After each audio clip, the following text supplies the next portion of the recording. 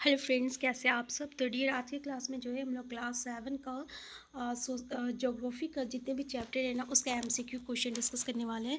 तो पहला और दूसरा चैप्टर हम लोग कर चुके हैं। तो आज के क्लास में हम लोग इससे आगे वाला चैप्टर को डिस्कस करेंगे। तो ये आपका थर्ड चैप्टर है, हमारी बदलती पृथ्वी।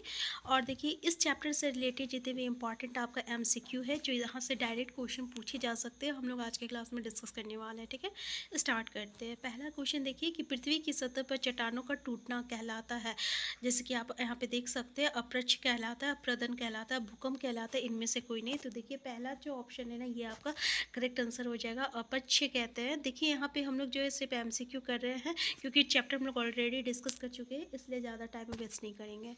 नेक्स्ट है, निम्नलिखित में से कौन सा बल जो है पृथ्वी के आंतरिक भाग में उत्पन्न होता है।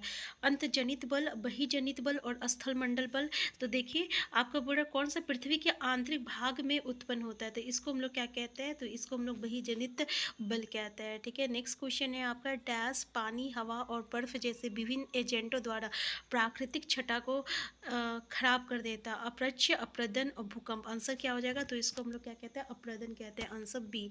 नेक्स्ट क्वेश्चन है आपका, जैसे ही नदी मैदान में प्रवेश करती है वो मूर्ति है, मुड़ कर बड़े मोड़ बनाती है, जिसे ड्रेस कहा जाता है, चापझिल कहा जाता है, तटबंध कहा जाता है, बार और मैदान या विशर कहा जाता है। तो क्या कहते हैं, उसको हम लोग बार का मैदान कहते हैं। नेक्स्ट है, नीचे दिए गए कथन एवं कारण पर विचार कीजिए। पहला कथन है आपका कि पृथ्वी का स्थलमंडल अनेक प्लेटों में विभाजित है तथा ये प्लेटें हमेशा धीमी गति से चारों ओर घूमती रहती है। नेक्स्ट है, पृथ्वी के अंदर पिघला हुआ मैग्मा एक वृत्तीय रूप में घूमता रहता है। कथन सही है, कारण भी सही है तथा कारण कथन की सही व्याख्या करता है। कथन सही है, कारण भी सही है तथा कारण जो है कथन की सही व्याख्या नहीं करता है। जैसे कि यहाँ पे बोल रहा है, ये बिल्कुल सही है कि पृथ्वी का जो स्थल मंडल है ना ये अनेक प्लेट में विभाजित होता है और ये हमेशा धीरे गति में चारों ओर जो रहता है घूमते रहता है। तो इसका कारण ये है ना कि पृथ्वी के अंदर जो रहता है पिघला हुआ मैग्मा होता है। ठीक है, ये मैग्मा जब आपका अर्थक्वेक आता है, ज्वालामुखी आता है, उसमें ये बाहर निकल जाता है, तो ये घूमता है, जिसके कारण ये जो है ना आपका प्लेट वो घूमता है। तो बिल्कुल सही है कि कथन तो सही है और कारण भी सही है और ये सही व्याख्या करता है। तो आंसर ए इसका करेक्ट आंसर हो जाएगा।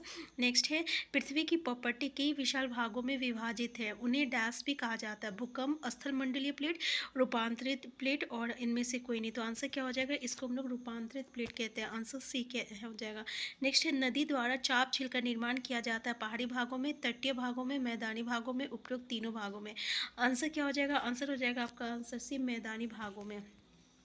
नेक्स्ट क्वेश्चन है, भूकंप को मापने के लिए उपयोग किए जाने वाले उपकरण का क्या नाम है। बैरोमीटर, सिस्मोग्राफ, थर्मोमीटर और ये सभी। तो याद रखिएगा, उसको हम लोग क्या कहते हैं, सिस्मोग्राफ कहते हैं।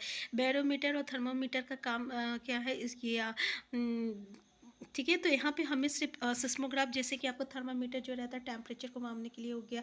ठीक है, और ये एटमॉस्फेरिक प्रेशर के लिए बैरोमीटर हो गया, तो याद रखिएगा। नेक्स्ट है आपका हिमनद द्वारा लाए गए पदार्थ जैसे छोटे बड़े सेल, रेत एवं तलछट मिट्टी निक्षेपित होते हैं, ये निक्षेप डैश से बनाते हैं, आपका स्टेक से, लोएस से और हिमनद हिमोर से। तो इसको क्या हो जाएगा, आंसर आंसर हो जाएगा आपका स्टैक हो जाएगा।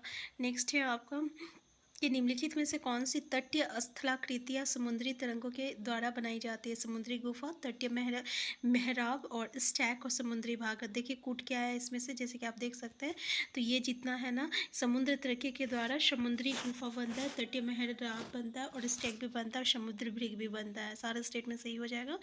नेक्स्ट है, उद्यम केंद्र की भूसतह पर उसके निकटम स्थान को डैश के रूप में जाना जाता है। उद्यम केंद्र, भूकंप अधिकेंद्र, तो उसको हम लोग उद्यम केंद्र के नाम से जानते हैं। आंसर ए हो जाएगा। नेक्स्ट है, निम्नलिखित कथनों में से कौन से कथन सत्य है। भूकंप के अंतर्गत भूपट्टी के नीचे का वह स्थान जहाँ कंपन आरंभ होता है उसको हम लोग अधिकेंद्र कहलाता है। नेक्स्ट है, भूपट्टी पर ज्वालामुखी छिद्र को जहाँ से लावा बाहर आता है वो क्रेटर कहते हैं। तो इसमें से कौन सा ऑप्शन सही है, तो देखिए ये जो है ना कि भूपट्टी पर ज्वालामुखी छिद्र को जहाँ से लावा बाहर आता है उसको क्रेटर कहते हैं, ये सही है। देखिए ठीक है ना, जैसे कि आपको पता हो ज्वालामुखी जब फटता है तो उसके अंदर का जो लावा रहता है जिसको हम लोग मैग्मा कहते हैं ना, वो जो रहता है बाहर आ जाता है। इसी को हम लोग इसको क्या, तो इसको हम लोग क्या कहते हैं, क्रेटर कहते हैं, उस छिद्र को कहते हैं। हैं। नेक्स्ट है पृथ्वी में अचानक होने वाली हलचल को डैश कहा जाता है, भूकंप, अधिकेंद्र, उद्गम केंद्र, तो उसको हम लोग भूकंप कहते हैं। नेक्स्ट है नदी जब मैदानी भाग में प्रवेश करती है तब वो मोड़दार मार्ग पर बहने लगती है। नदी की इन बड़े मोड़ों को क्या कहते हैं? विषव कहते हैं। नदी द्रोणी कहते हैं, चाप झील कहते हैं, तो इसको हम लोग विषव कहते हैं। कि जब मैदानी भाग में प्रवेश करती है तब वो जो रहता है मोड़दार मार्ग पर बहने लगती है, और इसको हम लोग क्या कहते हैं? विषव कहते हैं। तो ये था हमारा चैप्टर 3 क्लास 7 का। नेक्स्ट चैप्टर हम लोग और नेक्स्ट चैप्टर है हमारा वायु। तो इस चैप्टर से रिलेटेड जितने इंपॉर्टेंट क्वेश्चन हैं तो ये डिस्कस करते हैं, ठीक है। तो देखिए ओजोन गैस वायुमंडल के डेस परत में मौजूद होता है, समताप मंडल, बहिमंडल, क्षोभ मंडल, मध्य मंडल। तो याद रखिएगा समताप मंडल में। देखिए यहाँ से आपको क्वेश्चन डायरेक्ट क्वेश्चन पूछ लिया जाता है, कभी कभी इसका जो रहता है जो लेयर रहता है क्रोनोलॉजिकल ऑर्डर में वहाँ से क्वेश्चन पूछा जाता है, लेकिन इस टॉपिक से क्वेश्चन जरूर पूछा जाता है, जो कि हम लोग ऑलरेडी आपका जो है डिस्कस किए हुए हैं बहुत अच्छी तरीके से। आप अभी तक नहीं देखे तो आप हमारे प्लेलिस्ट में जाके देख सकते हैं। नेक्स्ट है पृथ्वी पर अवरोधित आने वाली ऊर्जा डैश कहलाती है, ग्लोबल वार्मिंग, ग्रीन हाउस और जलवायु और आथपन। तो उसको हम लोग क्या कहते हैं? आथपन कहते हैं। नेक्स्ट है वायुमंडल की सबसे ऊपरी परत को डैश कहते हैं, मध्यमंडल, सप्ताहमंडल, बहिमंडल, वायुमंडल। तो देखिए बहिमंडल कहते हैं, जो सबसे ऊपर वाला जो लेयर रहता है उसको हम लोग बहिमंडल कहते हैं। नेक्स्ट है निम्नलिखित में से कौन सी गैस ग्रीन हाउस गैस है? Carbon monoxide, oxygen, carbon dioxide और सल्फर डाइऑक्साइड। याद रखिएगा कार्बन डाइऑक्साइड जो रहता है ना ये ग्रीन हाउस गैस होता है, ठीक है। और इसी के कारण ग्लोबल वार्मिंग होती है, जिसमें ग्लेशियर जो रहता है ना वो सब पिघलने लगता है, क्योंकि इससे क्या होता है टेम्परेचर जो रहता है ना पृथ्वी का वो बढ़ जाता है।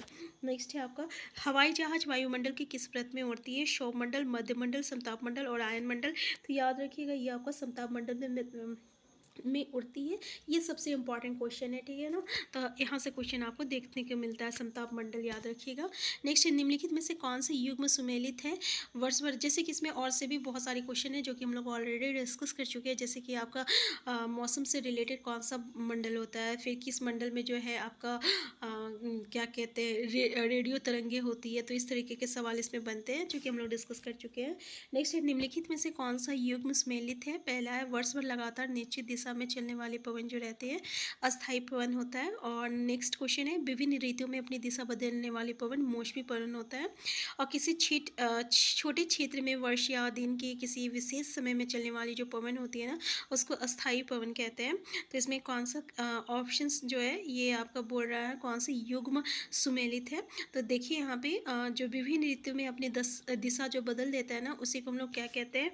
आपका मौसमी पवन कहते हैं, ठीक है। देखिए एक अस्थाई पवन और अस्थानीय पवन ये जो है ना वो उल्टा दे दिया है। जैसे कि किसी क्षेत्र में, जैसे कि समुद्री क्षेत्र में जो है ना अगर आपका जो पवनें बहती है तो वो पवने को हम लोग अस्थानीय पवन कहते हैं, क्योंकि वो हवा वो पवन जो रहती है हर जगह नहीं बहती, जो कि आपके समुद्री तट पर बहती है। और जो निश्चित एक ही वर्ष पे जो पवन जो रहता है एक ही दिशा पर जब बहता है ना तो उसको हम लोग जो है अस्थाई पवन कहते हैं। अस्थाई मतलब परमानेंट, और परमानेंट मतलब क्या हुआ कि एक ही दिशा में उभा रहा है। तो ये और ये जो है ना ये अपोजिट दे दिया, इसलिए ये दोनों ऑप्शन गलत हो जाएगा और आपका आंसर 2 ही इसका करेक्ट आंसर हो जाएगा। इसलिए हम लोग कह सकते हैं कि आंसर बी जो है ना ये इसका करेक्ट आंसर है, ठीक है। तो नेक्स्ट क्वेश्चन है हमारा कि निम्नलिखित कथनों को ध्यानपूर्वक पढ़िए। पहला है आपका कि वायुदाब का क्षैतिज वितरण किसी स्थान पर उपस्थित वायु के ताप के द्वारा प्रभावित होता है। दूसरा निम्न दाब क्षेत्र बादल युक्त आकाश एवं नम मौसम के साथ जुड़ा होता है। दूसरा उच्च वायुदाब के कारण अस्पष्ट एवं स्वच्छ आकाश होता है। तीसरा वायु सदैव उच्च दाब क्षेत्र से निम्न दाब क्षेत्र की ओर गमन करती है। तो इसमें से कौन सा स्टेटमेंट सही है? तो अगर हम लोग देखें, ठीक है, तो ये स्टेटमेंट तो बिल्कुल सही है कि आपको पता होगा कि ये जो वायु है ना ये हाई टेम्परेचर मतलब कि उच्च दाब क्षेत्र से लेकर निम्न दाब क्षेत्र में ये बहता है। इसके अलावा उच्च वायु दाब के कारण जो रहता है अस्पष्ट और स्वच्छ आकाश होता है। और निम्न दाब क्षेत्र बादल जो रहता है इसमें निम्न दाब क्षेत्र में बादल युक्त आकाश रहता है और नम मौसम रहती है, ठीक है। ये तीनों स्टेटमेंट सही है। और यहाँ पे वायु दाब का क्षैतिज वितरण किसी स्थान पर उपस्थित वायु के ताप के द्वारा प्रभावित होती है। तो आंसर क्या हो जाएगा? आंसर आपका डी हो जाएगा। नेक्स्ट क्वेश्चन है आपका कि समताप मंडल से संबंधित निम्नलिखित कथनों में से कौन से कथन आपका सत्य है? पहला ऑप्शन देख सकते हैं कि सौर मंडल का ऊपर का भाग जो है ना उसको हम लोग समताप मंडल कहते हैं। दूसरा है आपका ये परत बादलों एवं मौसम संबंधी घटनाओं से लगभग मुक्त होती है। तीसरा है ओजोन गैस की परत समताप मंडल में ही होती है। अगर आप यहाँ पे देख सकते हैं तो कौन सा स्टेटमेंट सही है, तो बिल्कुल सही है। जैसे कि अभी हम आपको बताए थे कि मौसम संबंध जो भी घटनाएं होती है ना, ये जैसे बादल हो गया या मौसम संबंधी ये जो है लगभग इसमें मुक्त होती है। और सौरमंडल का ऊपर का जो भाग होता है ना इसको हम लोग समताप मंडल कहते हैं। तो समताप मंडल से रिलेटेड यानी सौर मंडल में जो रहती है ना जो भी घटनाएं होती है मौसम संबंधी, वो आपका सौर मंडल में होती है। कौन से मंडल में? सौर मंडल में। और सौर मंडल का जो ऊपर वाला भाग होता है इसको हम लोग समताप मंडल कहते हैं। यहाँ पे मौसम से कोई भी रिलेटेड घटना नहीं होगा, ठीक है ना। तो ओजोन गैस की जो परत होती है ना ये भी आपका समताप मंडल में ही होती है। इसलिए हम लोग कह सकते हैं ये तीनों स्टेटमेंट आपका बिल्कुल सही है। तो आंसर डी जो रहेगा ये इसका करेक्ट आंसर हो जाएगा। क्लियर है? नेक्स्ट क्वेश्चन देखिए कि वायुमंडल की कौन सी परत वायुयानों को उड़ाने के लिए, देखिए ये भी हम आपको बताया था कि इस तरीके के क्वेश्चन पूछा जाता है। ये सबसे अनुकूल परिस्थितियों को प्रदान करती है। पहला सौरमंडल, समताप मंडल, मध्यमंडल और आपका बहिमंडल। तो आंसर क्या हो जाएगा? आंसर बी हो जाएगा आपका, समताप मंडल हो जाएगा। नेक्स्ट क्वेश्चन है आपका कि निम्नलिखित कथनों में से कौन से कथन जो है सत्य है। अब यहाँ पे देखिए क्या है इसमें, यहाँ पे एक क्वेश्चन तो आप याद रखिएगा, समताप मंडल जो रहता है मौसम संबंधी जितनी भी घटनाएं होता है इससे ये मुक्त होती है। मतलब यहाँ पे मौसम से रिलेटेड जैसे बादल छाना ये इस तरीके का कोई भी परिस्थिति यहाँ पे देखने को नहीं मिलता है। इसके कारण ये परत जो रहती है ना सबसे परफेक्ट रहता है आपका वायुयान चलाने के लिए, ठीक है ना। तो यहाँ से दो क्वेश्चन आपका क्लियर हो गया कि सौर मंडल में जो रहता है आपका मौसम संबंधी घटना होता है और समताप मंडल जो रहता है मुक्त होता है मौसम संबंधी, इसलिए यहाँ पे वायुयान उड़ाया जाता है। तो नेक्स्ट क्वेश्चन है निम्नलिखित कथनों में से कौन से कथन सत्य है। पहला, सूर्य से आने वाली वो ऊर्जा जिसे पृथ्वी रोक लेती है आतपन सूर्यताप कहलाती है। सूर्यताप की मात्रा पृथ्वी पर हर जगह एक समान रहती है। तो इसमें से कौन सा स्टेटमेंट सही है? तो ये आपका सही है, और ये एक समान नहीं रहती है, अलग अलग जगह पे अलग अलग रहती है। तो आंसर 1 हो जाएगा। अब नेक्स्ट है निम्नलिखित कथनों पर विचार कीजिए। पहला है वायुमंडल में सबसे अधिक नाइट्रोजन गैस पाई जाती है। दूसरा है जब हम सांस लेते हैं तब ऑक्सीजन के साथ फेफड़ों में कुछ नाइट्रोजन ले जाते हैं और पौधे अपने जीवन के लिए नाइट्रोजन की आवश्यकता को वायुमंडल से पूरा करता है। तो देखिए इसमें से कौन सा स्टेटमेंट आपका जो है सही है, ठीक है। यहाँ पे जैसे कि वायुमंडल में सबसे अधिक नाइट्रोजन गैस पाई जाती है, ये भी बिल्कुल सही है। और दूसरा जो सही है ना कि जब हम लोग ऑक्सीजन लेते हैं तो उसमें कुछ नाइट्रोजन भी चला जाता है, तो ये भी सही है। लेकिन देखिए पौधे अपने जीवन को चलाने के लिए जो नाइट्रोजन की जो आवश्यकता होती है ना वो वायुमंडल से ये डायरेक्टली नहीं ले पाता है, ठीक है ना। तो ये जो कि हम लोग आपका साइंस में ये पढ़े हुए हैं, तो इसमें वही वायुमंडल से डायरेक्ट नहीं ले पाता है, ठीक है। बस ये याद रखिएगा। नेक्स्ट क्वेश्चन है आपका कि वायु में सबसे अधिक मात्रा में पाई जाने वाली गैस जो रहती है डैश है, ऑक्सीजन, नाइट्रोजन, कार्बन डाइऑक्साइड और आर्गन। तो आंसर क्या हो जाएगा आपका? नाइट्रोजन है, ठीक है, याद रखिएगा नाइट्रोजन है। नेक्स्ट है अंतरिक्ष से आने वाले उल्कापिंड वायुमंडल में किस परत में प्रवेश करते ही जलने लगते? सौरमंडल, सप्ताह मंडल, मध्यमंडल। देखिए यहाँ से ये भी क्वेश्चन पूछा जाता है कि जो भी हम आपको बताना बोल गए थे कि ये मध्य मंडल में क्या होता है कि उल्कापिंड जैसे ही आता है ना वो जल जाता है। नेक्स्ट है निम्नलिखित कथनों पर विचार कीजिए। पहला, ब्रह्म वायुमंडल आयन मंडल में बढ़ती ऊंचाई के साथ तापमान।